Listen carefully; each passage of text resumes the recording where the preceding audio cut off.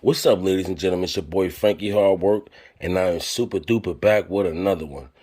So I feel like I was right, ladies and gentlemen. Now, I made a video about Kevin Samuels last week, stating that I feel like they might get a little bit of money out of this. They might be able to sue somebody, and I feel like this might be the case that they can actually go on and sue. Allegedly, this is my opinion. So I'm gonna play this quick clip for you real quick, and then I'm gonna come back with my commentary.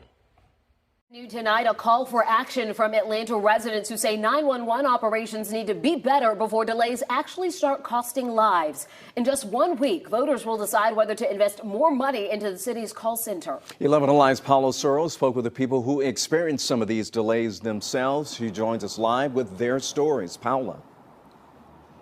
Yeah, Ron, I spoke with 2 residents on camera and several others on social media, and all of them tell me they would vote to invest more money into the 911 call center because of problems that they faced firsthand with the facility there. And Mayor Andre Dickens says the facility could receive millions of dollars through a referendum that's on the ballot next week.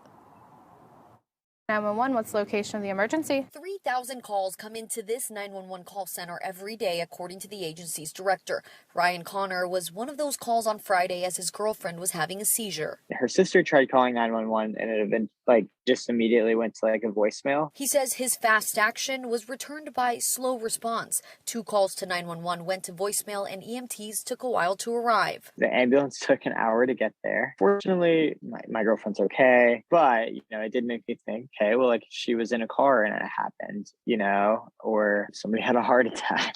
The 911 director here says only 82% of calls are answered within the first seconds. Chelsea Apia made up the other 18% when she dialed 911 3 weeks ago to help a friend that she says was being followed by a man. She says she remembers being on hold for over 20 minutes. You could tell it was kind of a busy night because the dispatch seemed a little maybe agitated, which is fine because I understand they're getting a lot of calls, but it doesn't change the urgency of the matter. Mayor Andre Dickens, who toured the facility Tuesday, says he believes a bond referendum totaling to more than $15 million will help address the issues delaying response. He says multiple power and AC outages as well as water leaks have contributed to the center not being able to retain employees or answer calls efficiently. The last thing I want is somebody in an emergency to go to a system that's not responsive. Somebody like Ryan or Chelsea. Me and my friend, we both felt helpless. We kind of started to brainstorm, who else could we call? Is there a shelter, or is there an additional Atlanta resource? Now, referendum number 3 on the ballot would help pay for infrastructure improvements at the facility.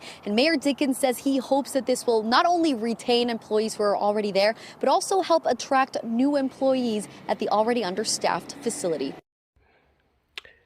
Yeah, so I'm super duper back. Now, if you listen to the 911 call for the Kevin Samuels thing, and if you listen to my video that I spoke about it, go check it out, you will actually see that I had a problem with that 911 call. The first thing I said was, do they train them to sound like that or act like that or to stay calm like that? Because the way they do things is just, to me, it just don't seem like they be super urgent. You understand? So when I play this clip right here, when I seen this clip, because the clip just came out about not even 20 minutes ago, half hour ago, me making this video, right? When I seen that, I automatically thought about Kevin Samuels. Because the funny part is, it's in Atlanta. It's the Atlanta 911 department. Now, in this story, you clearly hear that they saying that, two different people had issues, which was more, but 2 different people had issues with the fact that somebody either almost died or almost got murdered or anything like that, was getting stalked. And 911, their answering service came on. And even how they even spoke on how they responded to the calls and how it took a long time for the EMT to get here and things of that nature. Now, if you go back to the Kevin Samuels call, that call, the one that I heard, was 11 minutes. And I spoke on that through the whole video. It was 11 minutes that the nurse was on the phone.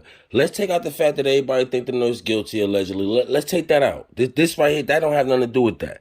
All right, as far as that. Now, when she called them, and I'm not taking up for her nothing like that. I'm speaking on the Kevin Samuels thing. So let's stick to that. When she called them, she was on the phone with them for 11 minutes before and they still didn't show up after that. After 11 minutes, allegedly, if I'm not mistaken. Remember, it was to the point that he was turning blue. They couldn't find the apartment. They couldn't find the building that he was in. When I thought they had some system in place. Excuse me, I'm sorry. I thought they had some systems in place from 911 where they can automatically track your location. That's what I thought, because that's how it is over here. If you call 911 and they hear something and you hang up, they come to your house. That's how it is over here. You don't even have to tell them their address. And I'm from Jersey. You feel me? So that right there was I had a problem with that alone. Like the way they was dealing with that call, and I feel like allegedly, but this is my opinion, I feel as though they got a case on their hand. I really feel as though that this, and I will not be surprised that the Kevin Samuel family tries to sue them. And I believe that they got a good case. And with this story coming out is a very big help. Because like I said, they was on the phone with that man for 11 minutes, where to the point where the girl wanted to get the defibrillator to bring him back. You see what I'm saying? That's why I feel like they're going to have a big case on it. To me, I feel as though they're going to sue. That's my opinion. I really feel as though that they're going to sue the Atlanta Police Department. If I'm wrong, well, not the police department, but the Atlanta 911 department. If I'm wrong, I'm wrong. Cool.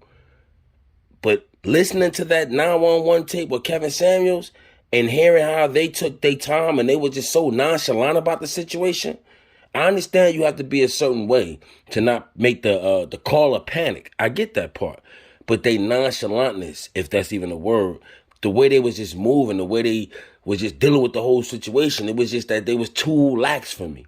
So y'all let me know y'all opinion on that, because I want y'all to go back and take a listen to that 911 call. And you come back to this video and you tell me how you feel about that.